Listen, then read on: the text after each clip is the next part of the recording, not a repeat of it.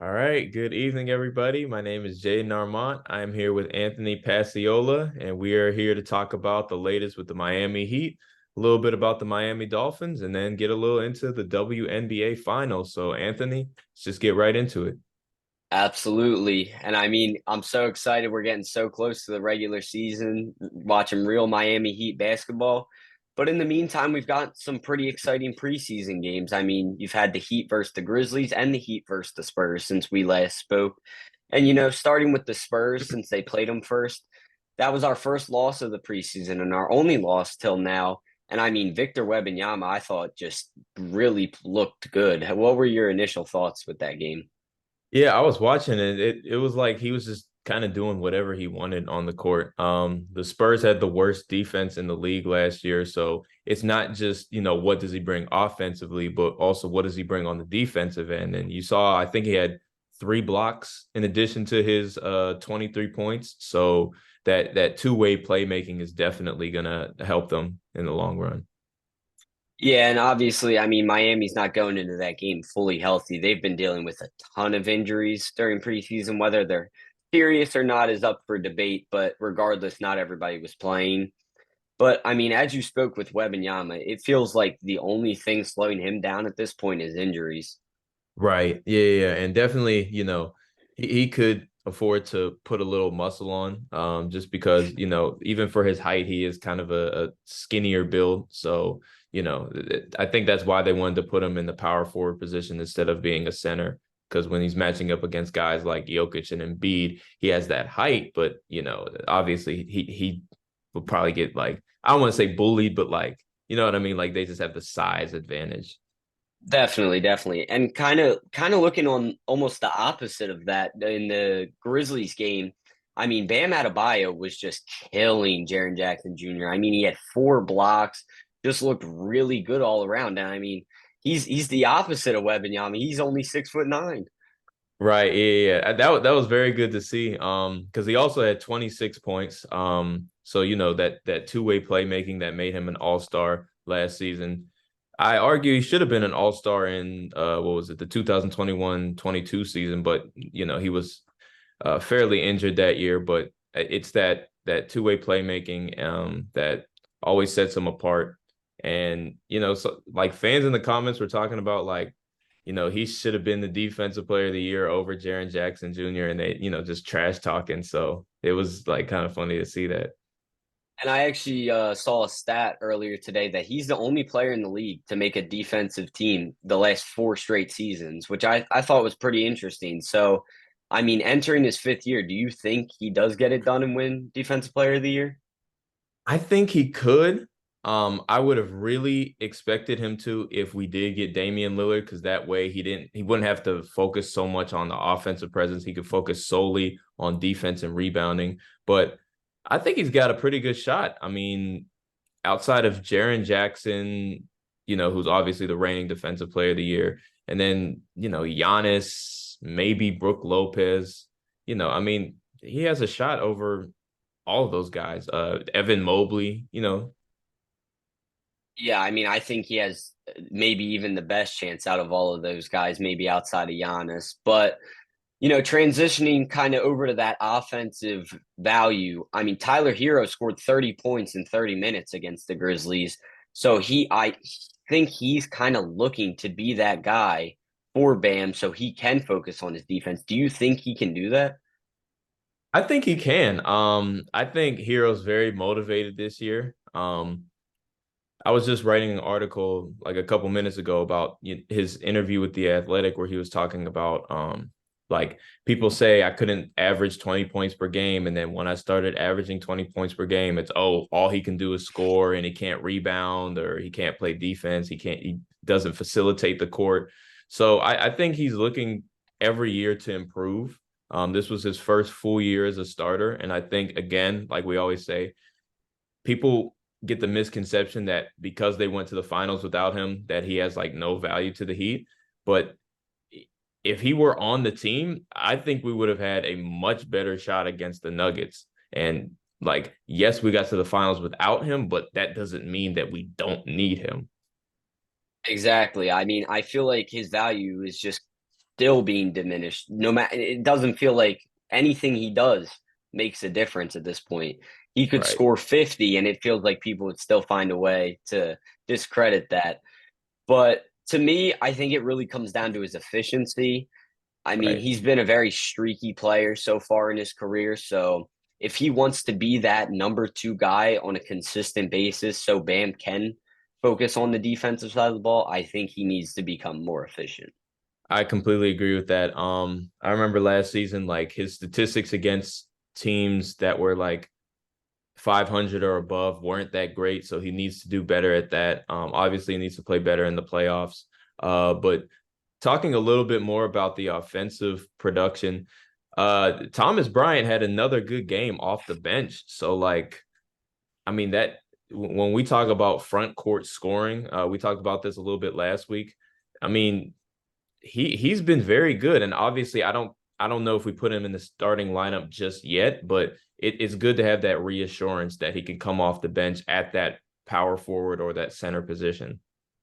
Yeah, it's definitely something we were lacking last season, a little bit at least.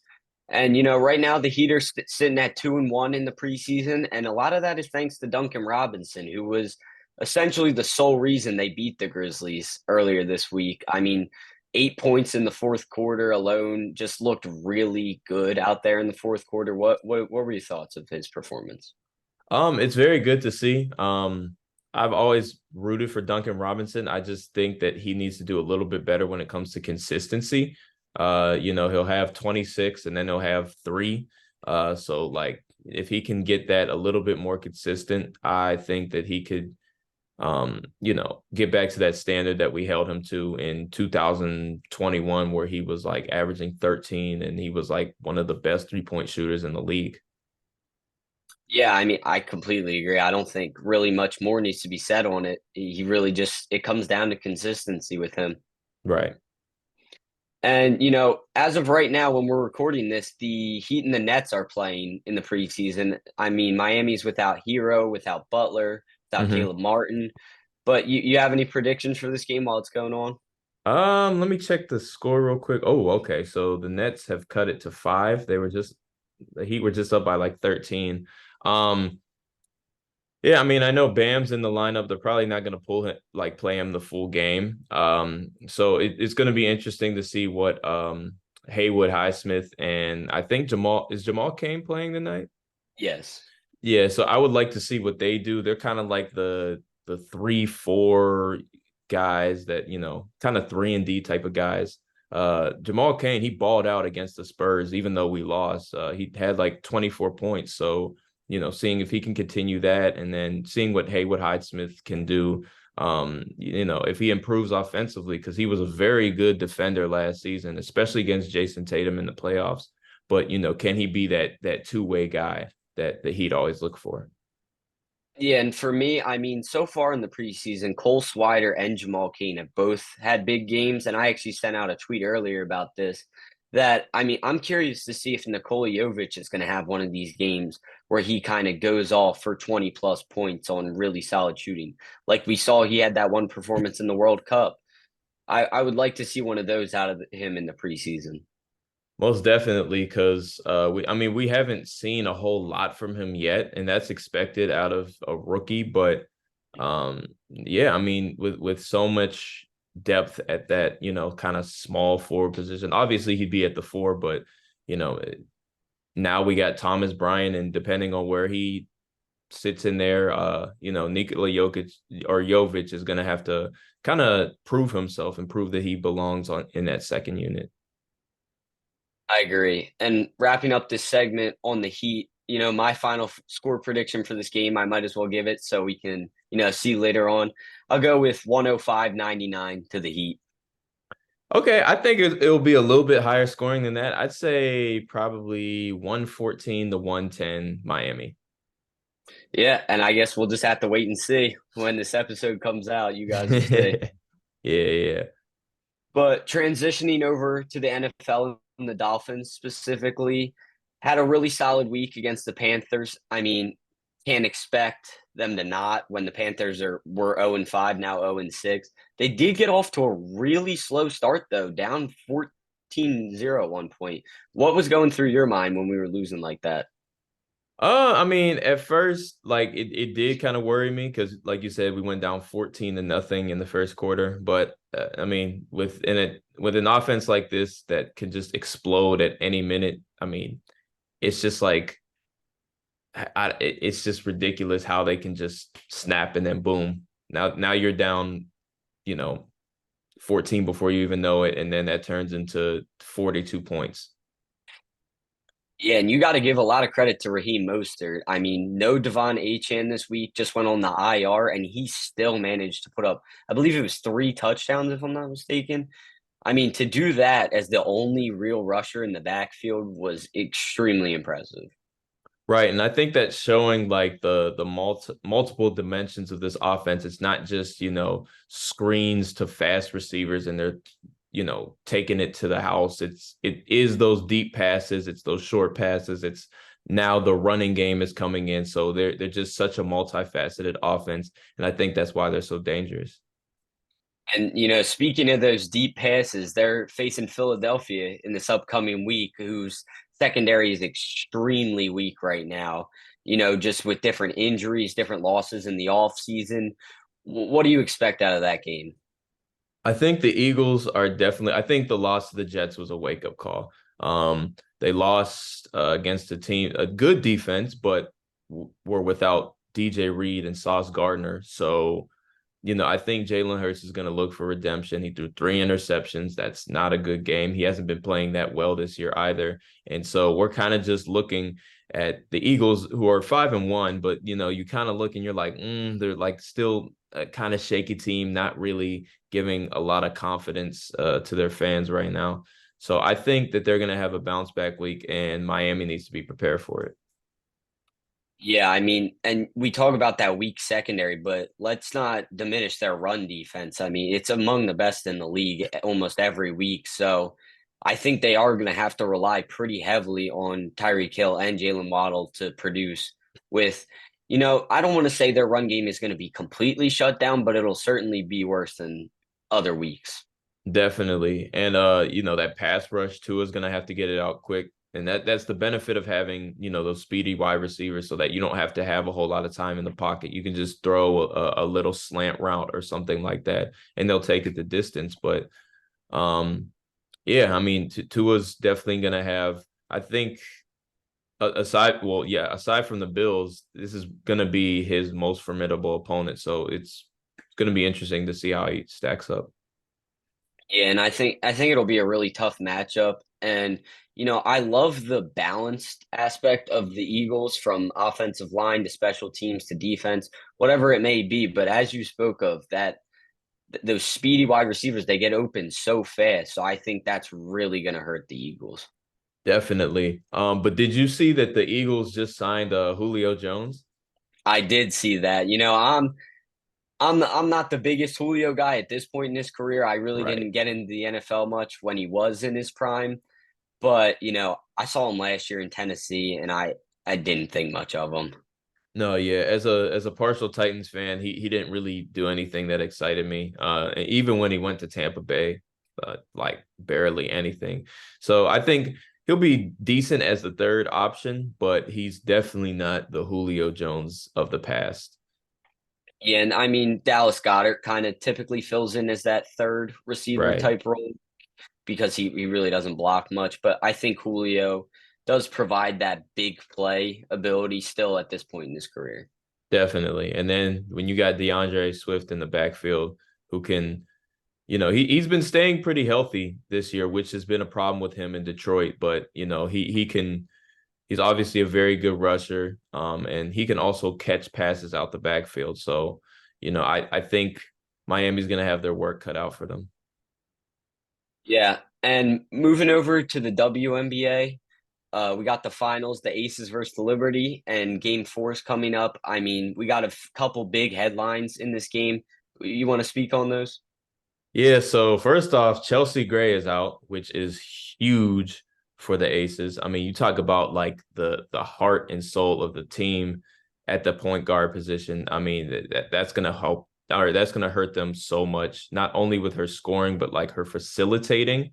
Um, so yeah, that's going to be huge for them. It's going to be interesting to see how Asia Wilson rebounds after that, because they already are missing Candace Parker. So they couldn't afford another big loss like that. In order for Las Vegas to pull them out, Asia Wilson's going to need to be good. Kelsey Plum's going to need to do her thing again. Jackie Young is going to need to do much better, which she played really well the first two games, but she only had 8 points in game three. So she's going to need to obviously step up her role. Aside from that, Jonquel Jones looked really good. 27 points. I think she had, 3 blocks and 8 rebounds. She shot 4 of 7 from 3-point range, which is, I mean, I've never seen her shoot threes like that. So, I think the Liberty this series has really started to swing. I mean, they were one game away from losing the whole thing, and now with Chelsea Gray being injured, Jonquel Jones playing the way she has, if Sabrina Ionescu can step up, I think New York has the chance to pull off the comeback. Yeah, definitely. I agree. But that wraps up everything for today, unless you have any final thoughts here, Jayden. I did want to add, I forgot to get into this. Drew Smith has been playing very, very bad. So that's obviously not reassuring for the backcourt depth off the bench. He was 0 of 6 in the Spurs. I think it was the Spurs game. 0 of 6, 5 fouls and 3 turnovers. Then the next game he went 5 of 10 for 3 fouls and 5 turnovers. So, you know, do you think the Miami Heat maybe move on from him? I definitely could see it, especially with the way some of these other Exhibit 10 and two-way guys have been playing, like Cole Swider. They only have 15 roster spots, and I think he would really have to start showing stuff in the rest of preseason if he does want one of those spots. I mean, as we're speaking of this, he is actually playing a pretty solid game against the Nets. He's got 5 points and 5 assists right now. So Okay. that's promising to see, starting to pick things up maybe at least a little bit with the playmaking. But I really think it's going to be one of those situations where it comes down to what he does. Definitely. Yeah. I didn't want to like slander him or anything, but I forgot to mention that earlier. And I did want to talk about that, like just emphasizing the need to improve. Yeah, I completely agree. Like you said, with guys like Cole Swider are playing really good basketball, and they look like those guys that we're used to seeing the Miami Heat bring in that just come out of nowhere and start impressing. So he needs to find his way into one of them. Right, definitely. And with a starting backcourt of Tyler Hero and probably Jay Rich, then you got Duncan Robinson and Cole Swider. Drew Smith is going to need to find his way in that backcourt. Yeah, the opportunity is definitely there if he can capitalize. Definitely. But I mean, with those final thoughts out of the way, we'll have to wait till next week to see what happens with the Heat and the Nets. And that's all I got for you today. Yeah, that's all I got too. Thank you all for listening. We'll see you next week.